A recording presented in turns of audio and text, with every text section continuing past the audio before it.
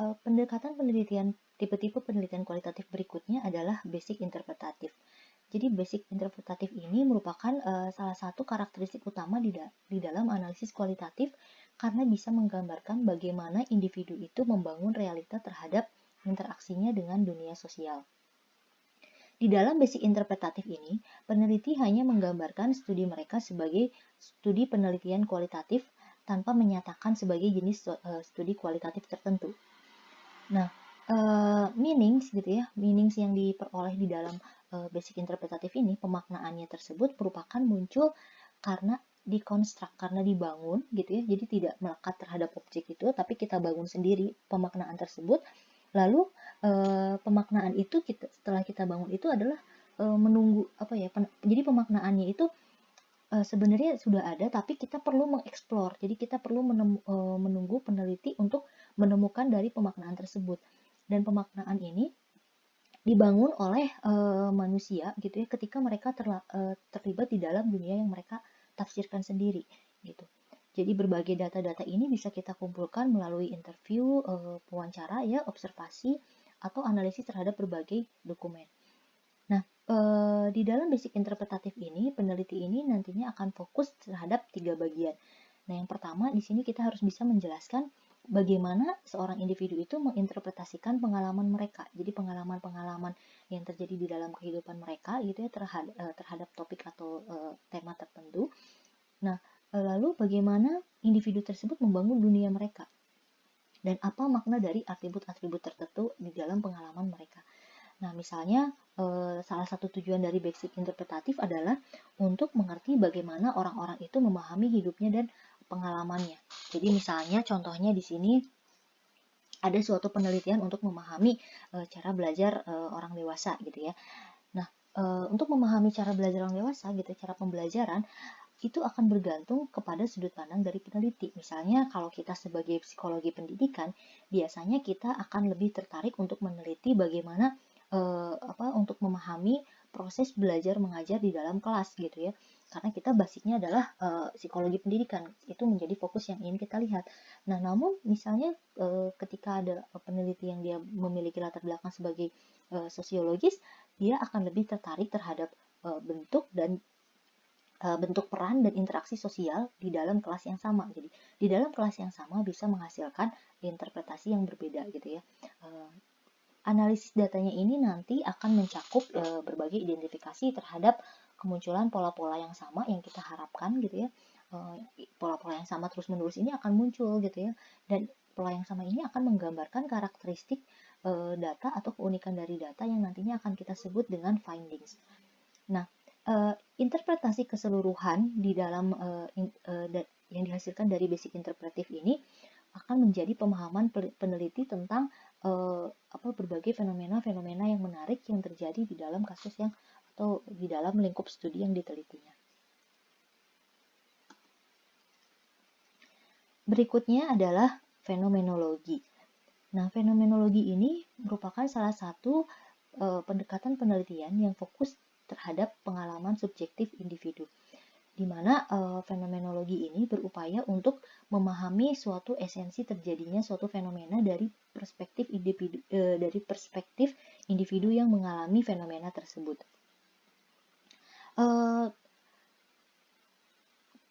Fenomenologi ini juga dikatakan sebagai salah satu penelitian yang mencoba untuk menjelaskan atau mengungkapkan makna konsep atau fenomena pengalaman yang didasari oleh berbagai kesadaran yang terjadi di dalam beberapa individu gitu ya. Jadi dengan penelitian fenomenologi ini kita berupaya untuk memahami situasi-situasi yang dialami oleh individu tersebut sehingga tidak ada batasan ketika kita memaknai atau memahami fenomena yang dikajinya. Nah, jadi fenomenologi ini berupaya untuk memahami budaya lewat pandangan pemilik budaya atau pelakunya. Jadi kita sebagai orang peneliti luar, kita mencoba untuk memahami bukan dari pandangan penelitinya, tapi dari pandangan sudut pandang pelakunya.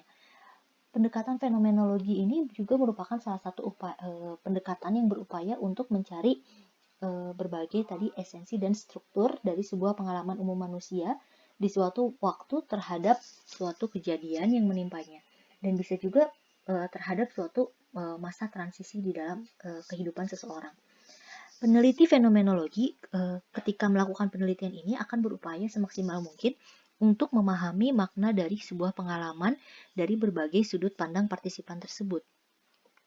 Oleh karena itu, di dalam penelitian ini menolak gitu ya hubungan antara subjek dan objek di mana seseorang dengan dunianya itu saling berhubungan dan saling bergantung.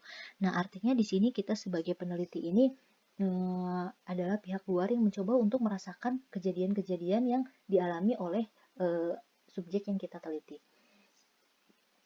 Dasar-dasar yang harus kita pahami ketika melakukan fenomenologi itu adalah kita harus menyadari bahwa adanya kenyataan yang ada di dalam diri manusia itu bahwa individu ataupun kelompok itu sifatnya itu selalu majemuk gitu. Dengan demikian ketika kita meneliti itu kita tidak bisa meneliti hanya orangnya tertentu, jadi tidak bisa terlepas-lepas. Jadi kita harus melihat suatu kejadian itu secara holistik dan tidak terlepas-lepas.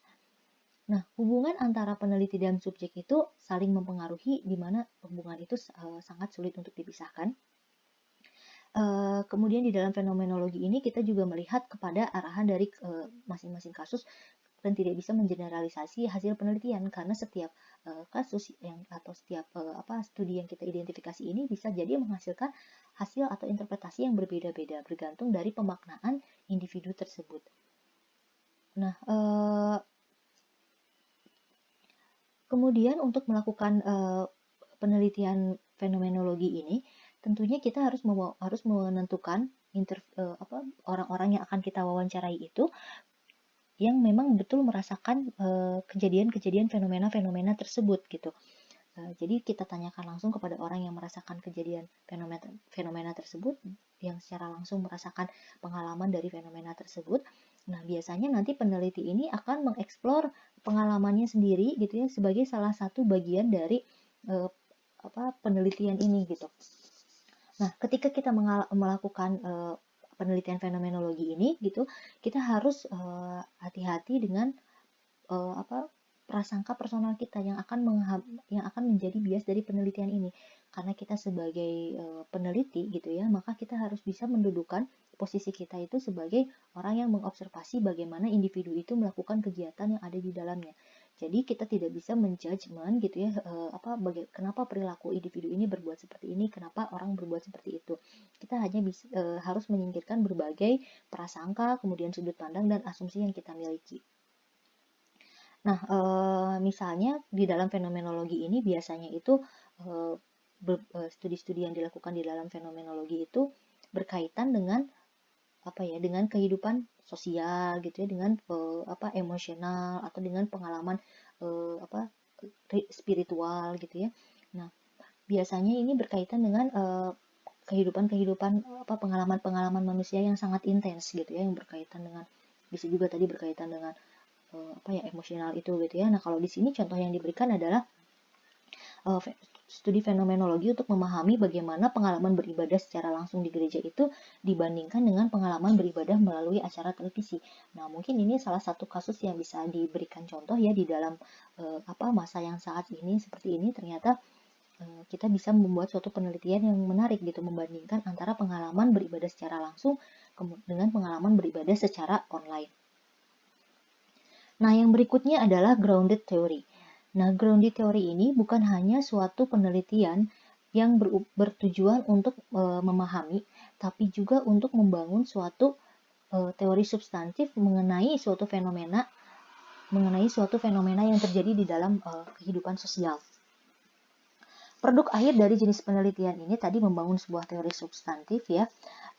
Penelitian ini biasanya berangkat gitu ya atau diawali tanpa adanya teori untuk mengumpulkan data penelitian, karena tujuan dari penelitian ini justru adalah untuk mengembangkan teori dari berbagai fenomena sosial berdasarkan kondisi yang ada di lapangan. Jadi ketika kita membuat grounded theory ini, bisa jadi kita belum punya landasan teori yang sesungguhnya gitu ya, karena tujuan kita adalah untuk mengembangkan teori tersebut. Jadi semakin data kita itu semakin banyak, semakin kaya, peneliti itu akan memperoleh insight atau pandangan yang semakin tajam dan mendalam tentang isu yang diteliti. Sehingga nantinya pertanyaan penelitian itu bisa saja dipertajam setelah peneliti melakukan pengumpulan data di lapangan. Jadi misalnya di awal kita sudah punya berbagai pertanyaan penelitian, rumusan masalah gitu ya, tapi ketika nanti kita datang dan survei ke lapangan, setelah kita mengumpulkan data di lapangan, bisa saja pertanyaan yang terbentuk itu akan semakin tajam. Grounded theory ini disebut sebagai grounded gitu ya, karena teorinya itu dilahirkan dari data, bukan dihasilkan dari teori lain yang sudah ada sebelumnya.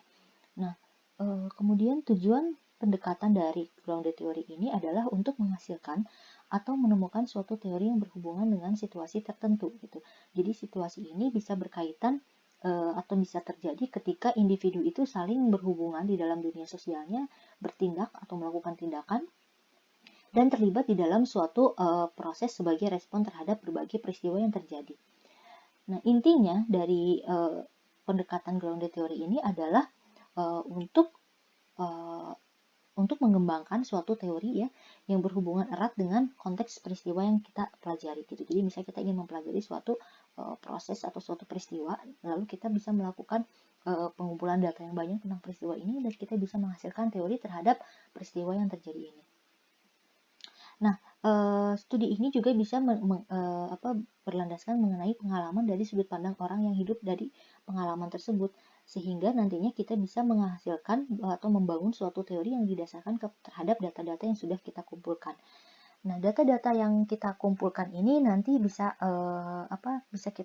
bisa kita kumpulkan melalui wawancara atau melalui observasi langsung yang melihat tindakan atau interaksi antar individu tersebut gitu ya.